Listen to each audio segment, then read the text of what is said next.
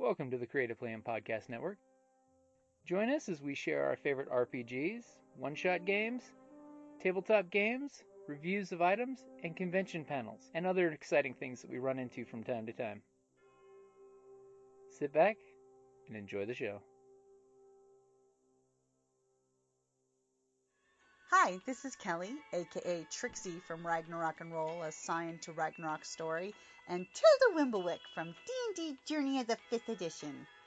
First off, I would just like to say thank you to everyone for listening to our varied adventures, as well as for rating us on iTunes and RPGpodcast.com.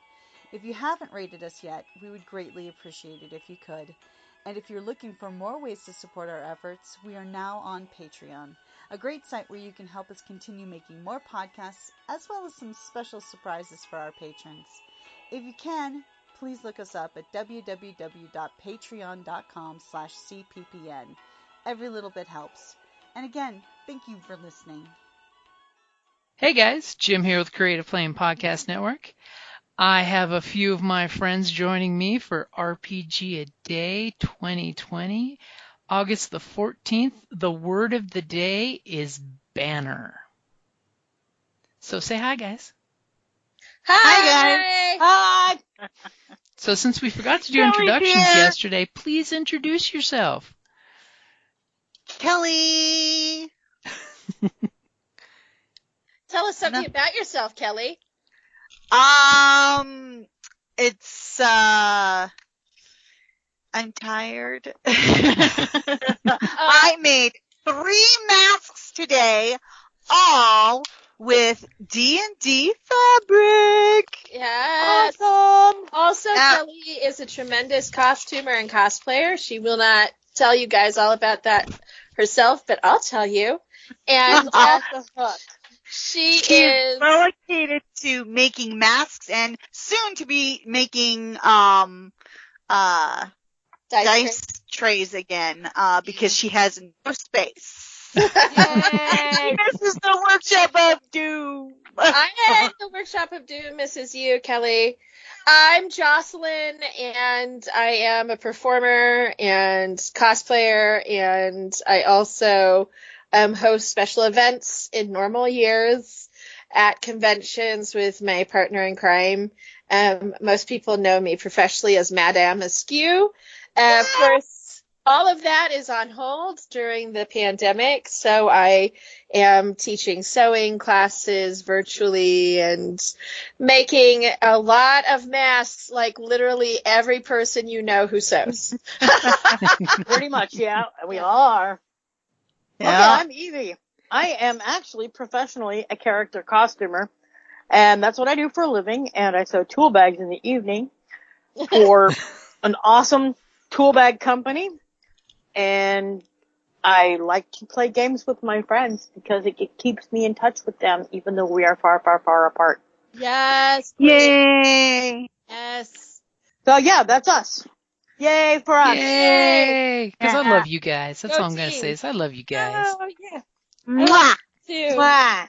I miss the real tables, but this is fun. But Someday yeah. we'll get to play live and in person again. Yes. With all this Yes. virtual gaming, I've not lost a dice under a couch or table yet. Just saying. You know what? OMG. OMG. I've got No. those fabulous new dice that Kellie gave me, and I haven't gotten to use them yet. I They did are a thing- virginal. I did a thing for Gish last week with my dice, and Cake, my cat, totally knocked a bunch of my dice off the table onto the floor. I still can't find them. Somewhere Oh, dear. under the furniture. So, you know, the Oh, important thing rainbow is... dice, I hope. No, it was my beautiful, one of my pieces of the Rogue set. Oh, no. The Yeah. Polyhedron dice rogue set? Oh. Yeah, I lost one of the books, one of the 2-sided books, and I lost a D20 that was just like, it was a special limited edition D20 that said "fuck yeah" on it. No, not no. that one. Oh. Dice. Yeah. It's Yeah. in your house somewhere. It will be found. Someday, eventually. Yeah. You know how cats are. I'm a dice addict. I will admit it. Hi, my name is Kellie. I'm a dice addict. Welcome. You're in the right place. The first step is... That's the banner that should be above my head. Hi, I'm Kellie. That's Dice right. addict. Welcome. So on the plus Well, side, it's at been least a I'm just year. starting out. I only have 3 sets. So one is pretty pink for when I was playing my orc barbarian with the pink tutu. I have my rainbow set that Kellie gave me, and I have my yellow set for the lemon pirate that Kellie bought me the first time I played D&D. Aww. Carrie got you those.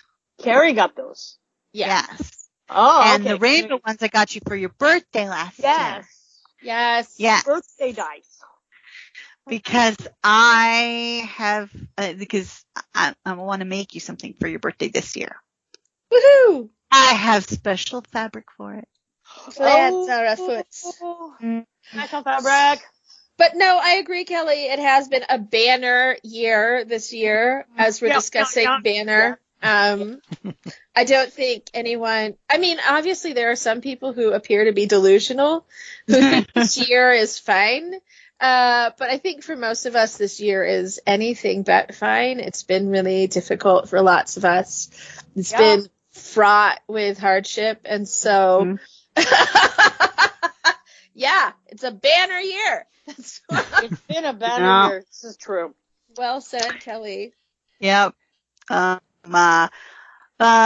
There's definitely a lot going on this year. And at the same token, a lot that's just not going on.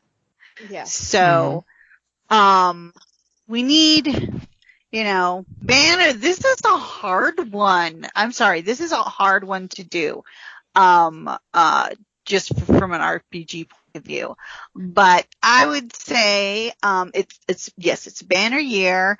And normally I would always treat this as a literal suggestion, but I haven't made a banner in I don't know how long. The last banner I made was for Lady Golda for, the SEA, cause she's in the SEA and stuff. And this was like a long time ago. We're not going to say how long. Let's just say it was long before I met my husband. T Scout banners. Well, I was thinking. Oh, that's right. T Scout banners.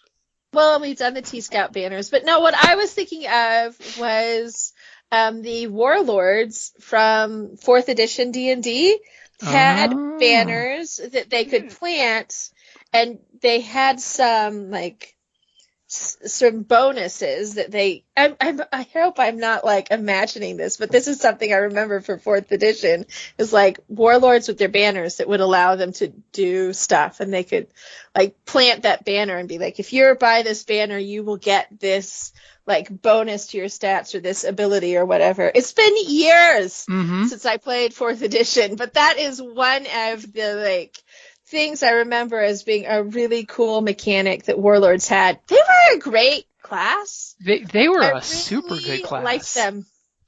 They were fantastic. I did not get to play a Warlord, but a couple of my friends played Warlords, which is why I didn't get to play one, because we had too many in the party.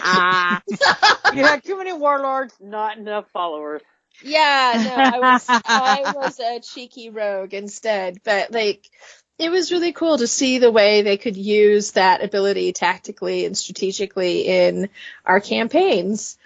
I will just go ahead and throw it out there and say I discussed Warlords with Duncan for many, many hours at our old work. Yeah, no, so Duncan, I can totally see Duncan playing a Warlord. I don't remember if Duncan played one, but our friend Russ did. He played a Tiefling Warlord. And I will tell you guys, Russ played a great Warlord. He played a great Tiefling. It was a really fun campaign.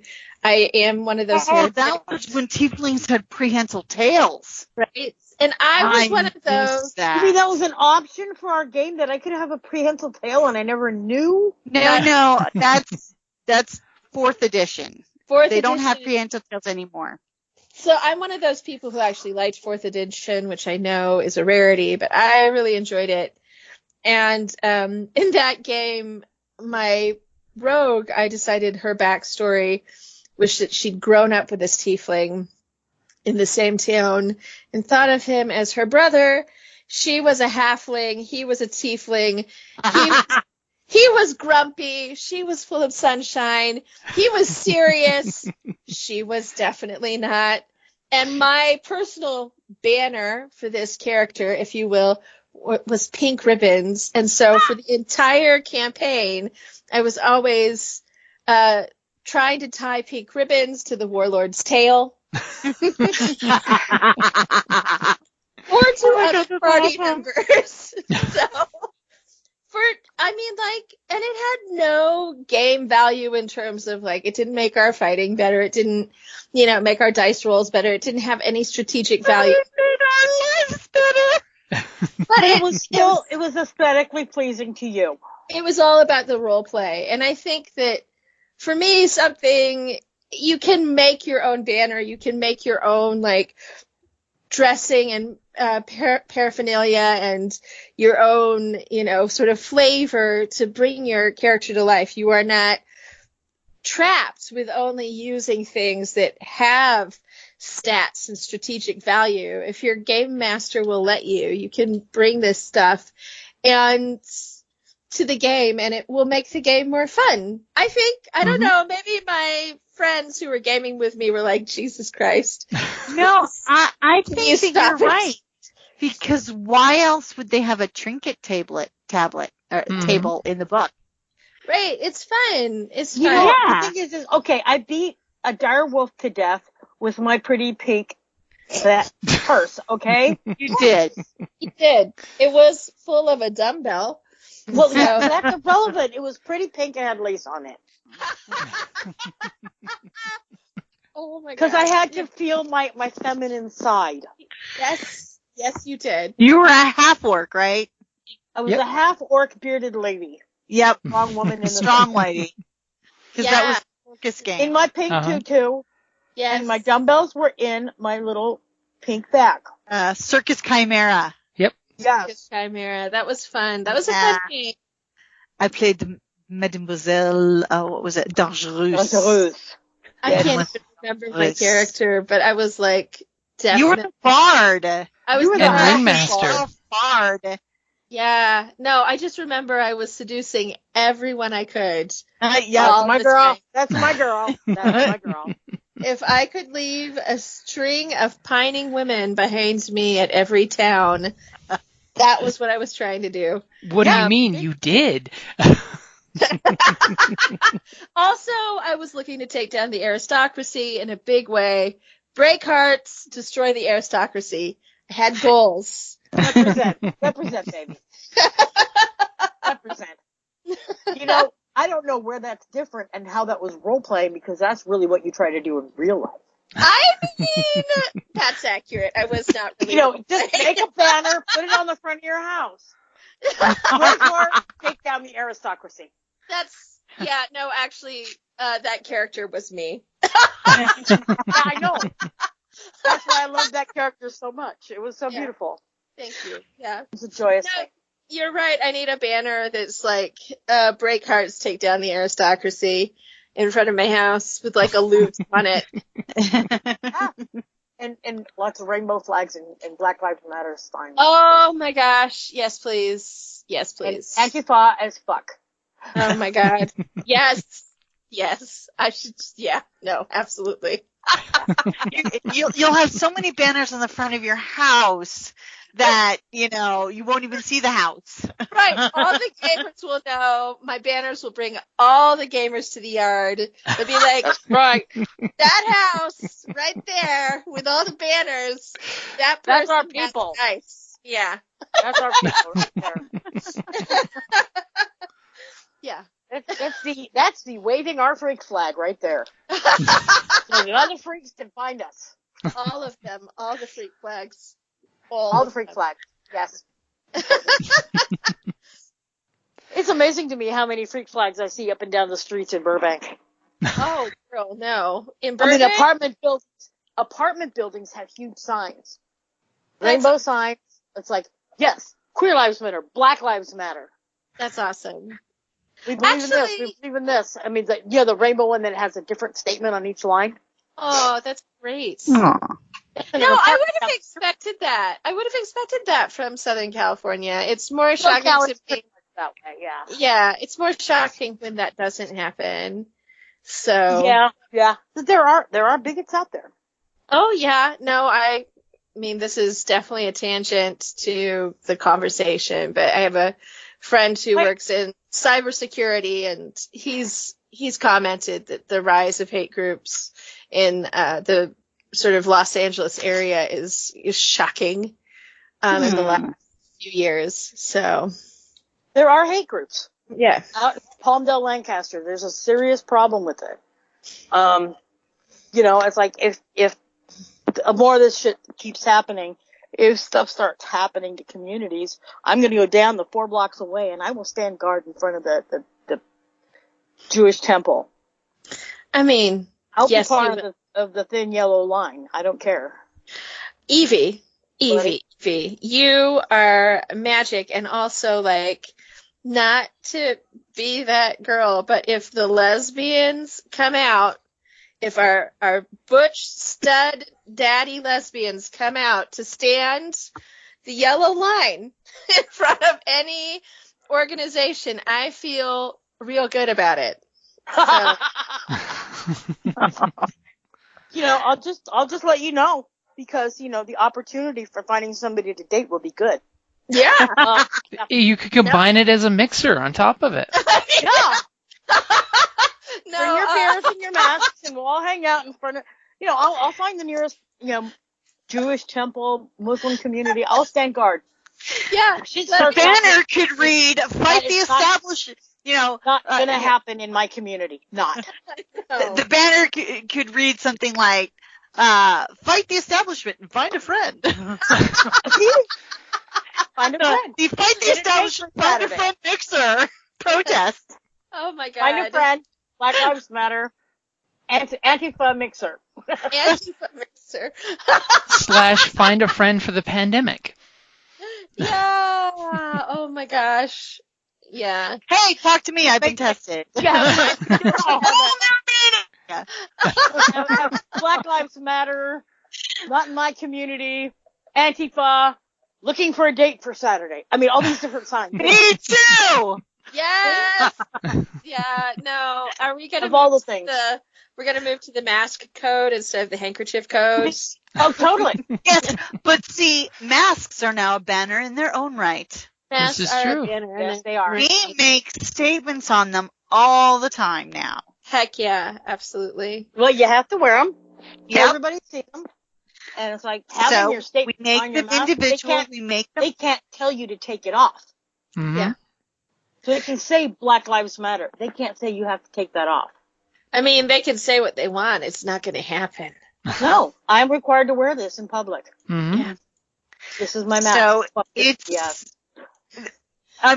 so right now in this banner year, we are expressing ourselves with these masks. They are required. Get it? It's required reading then, because but you can express yourself with your masks. At least those, of course, who can afford to either make their own or have them made. That's why I'm making them for my whole family, and It can be a personal this banner. way. Exactly. And, if you're not like handy in the way that Kellie is and can't make your own mask, though, like if you get a light colored mask, you can just get a Sharpie and write your banner phrase right on that mask. Exactly. Yes. I don't recommend sewing something to a mask directly. If anybody, it's like, don't like sew a button to it on the outside, goes through, because then you're sort of defeating the purpose of the mask. You can, if you want to accessorize it, there are ways to just don't Try not to puncture it in the. Well, yeah, you can sew stuff to the outside. Don't do the liner part. So you still have a solid piece. And if you have a pocket that you can put a filter in, you still have pretty much close to an N95. Yeah. And you can still have, rhinestones. But don't go through the mask, the whole mask. Not all the way through. Just No. the outer layer, and you still can put in your filter and be safe. Yeah. Like all of mine are made with 2 layers of 100% cotton, a lining and the decorative fabric. Yeah. And then the decorative fabric is, I use a fusible interfacing, a non-woven, interfacing, between that. Yeah. Adhere to it so that there's extra levels, so it's. Yeah. See, I can't breathe through 2 layers and a filter. Mostly I just keep distance. I only put the filter in when I'm going to be like in the grocery store. I'll put the filter in. But you know what? As long as you have those 2 layers and the people around you are also masking, the efficacy is actually really high. So, yeah. I mean, they're saying less than 1% transmission. Right. Like the filter will assist, but you're already at less than 1%. So just having the 2 layers is. So, I mean, if you sewed a lot of stuff through, I know Renee is sewing the outer part. She's embroidering on them for people. Yeah, but she has it lined and stuff. Yeah. There's a liner layer that's totally not got holes in it. But like what I'm saying is don't sew all the way through it. No. That's like poking a hole in a condom. Exactly. It's a bad plan. It. It's a bad plan. And just also, of course, as a reminder, any of those face masks you see that have those little valves on them, they're protecting themselves. They're not protecting you. Right, because they're breathing everything out. Exactly. So. Yeah, that's the problem. Is it exhales straight through that tube, shooting it straight out as it's not supposed to do. Yeah, exactly. You need it filtered. Which is great for exercising with a mask, but not good for contamination. I had to move everything from one garage to another. I found like a stack of N95 masks that I had in my car stuff. Oh, wow. That's amazing. So I've got a bunch. I had a whole stack in there for working on the car. I got them from when I was sandblasting stuff. Oh, yeah, sure, of course. Oh, that's smart. Yeah. Which is exactly what the valved ones are designed for. Mm-hmm. Yeah. They're designed for particulate matter. Yeah. These don't have valves in them. I just got them because I was making a lot of cloud stuff and I needed to be able to breathe. Yeah. And not destroy your lungs. not get silica in my lungs. I'm weird that way. Yeah. I'll put a lot of other shit in my lungs. You're so pretty. I swear. I am a delicate flower. You are. Oh, yeah. I am a flower. No, I think at this time with our banner year of doom where we've all rolled, natural ones, as a sort of society, especially here in the United States, to be frank. We're at 1 and we've got a 1 disadvantage. Yeah, so, we have a -1 and we rolled 1s. But one of the things I love in our gaming community and our geek spaces, our virtual geek spaces, geek fandom, is how everybody is turning this into an opportunity to do just what we're saying and turn their masks into banners, supporting their fandom and sharing their geek side, finding a way to make it joyful and celebratory, even though it's a terrible time. All of my cosplay friends are making masks that go with their cosplays. Yep. And, all of my friends who love Doctor Who have Doctor Who masks, and my friends who love My Little Pony have My Little Pony masks. It's just, it's great, and My Little Pony may not be my fandom, but I'm so happy to see that my friends can wear their geek on their face in this really bold, sort of celebratory way. It is. It's flying our freak banners. Mm-hmm. We are. And planning our costumes, our cosplay stuff for steampunk or Doctor Who or whatever, we're all kind of planning for masks to go with it. Even if we don't have cons for a year, we're going to go back and we're going to have freaking masks to match that shit because we are fools.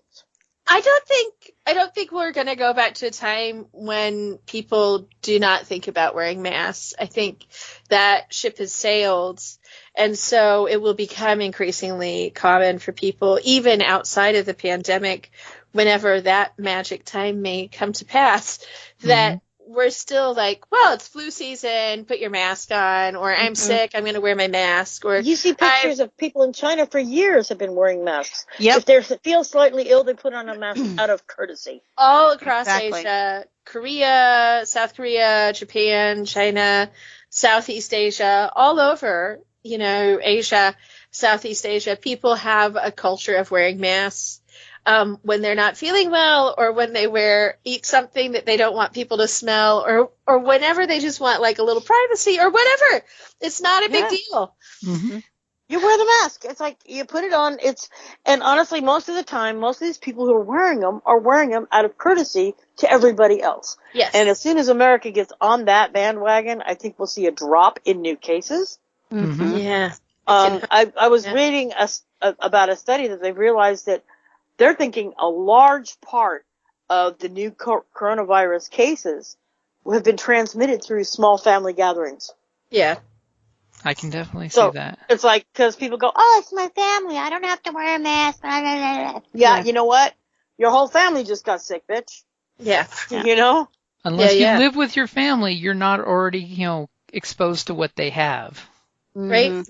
Yeah, unless you've been having a little pod together or have a bubble together where you know what everybody is doing in terms of their safety routines and, the kind of PPE they're wearing and their choices in terms of how much they go out, where they go, how much they're breaking their quarantine. You can't. Genetic relation is not going to protect you from the spread of disease. Right.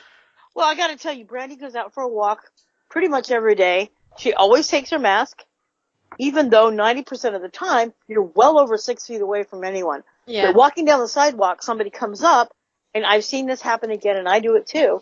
Walking down the street without my mask on because it's easier. Yeah. Coming up to somebody, you pick up your mask, you put it over your ear, and it's there. Yeah. And so you're more than 6 feet away, and you kind of nod at each other and say, hello, how's it going, blah, blah, blah. Okay, cool, and you walk on, and then you can take your mask off again. Mm-hmm. But it's like you always have it on you. I don't wear it in the car because holy crap. I mean, yeah. I'm the only one in the car. I don't care. Yeah. No, I tend to take mine off in the car unless I'm immediately going to another place or if I think my hands are really filthy. Although I also keep hand sanitizer in the car too. Mm-hmm. So I carry it on my belt loop. Mm-hmm. Well, it's because you also know how to use power tools and you're just that kind of prepared. I'm so butch. Oh my gosh, yes. You're so butch, Queen. Having sanitizer is a very important thing for the whole anti-zombie kit, after all. I mean, COVID-19 kit. Yeah.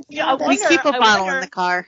If they're going to find a link to zombification and COVID-19. Well, probably, I mean, not to be that bitch, but I'm about to be that bitch. Probably between zombie virus and the fucking, very dodgy vaccine out of Russia that's definitely not had a full run of tests. Yep. The vaccine that's not actually been practiced with. Jocelyn, I've got to disagree with you. Oh. Because I firmly believe that the zombie virus is going to be a mutation of Botox, and it's going to start in Beverly Hills. Think of what Botox does. It deadens the nerves. Oh, my God. The primary condition. So this virus is going to make it attack the spine. Okay. And that's going to cause zombification. And it's going to start in Beverly Hills, and we won't notice it first. Yeah. No, because it's cow toxin. If you've got Botox in your face, you're not even going to make an expression when you go to eat somebody's brain. It'll just be like, very placid look on your face. And and so these people also have money, so they're traveling, so they're going to go all over the world, and it's going to just go boom. Oh my God. I mean, I've thought about this.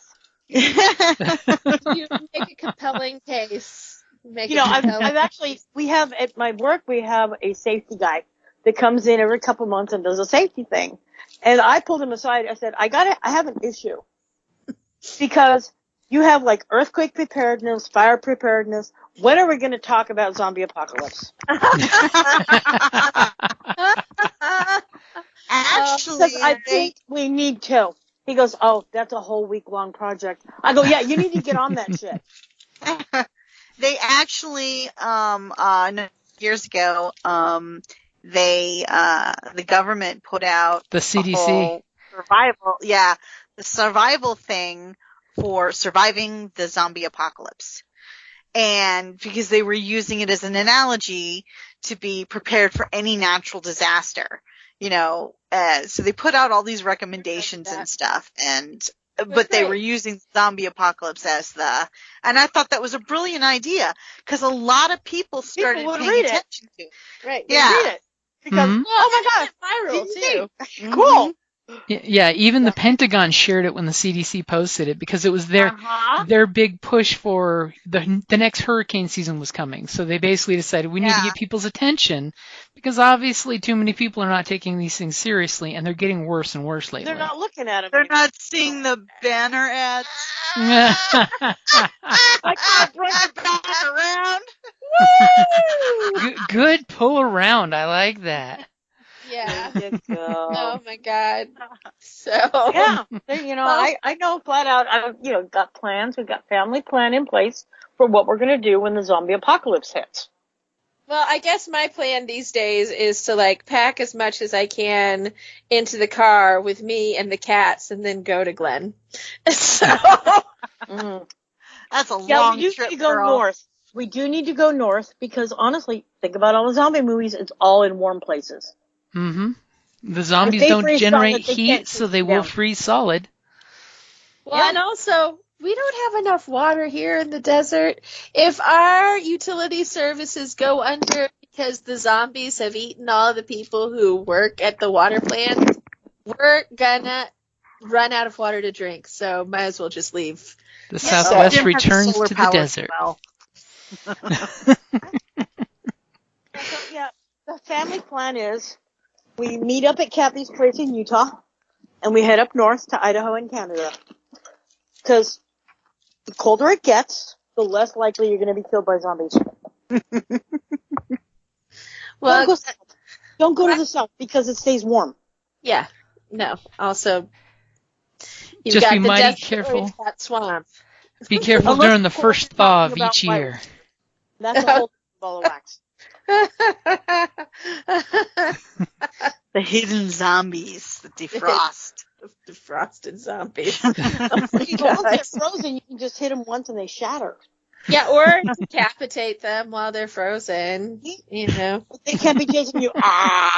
If they're frozen. Oh my God.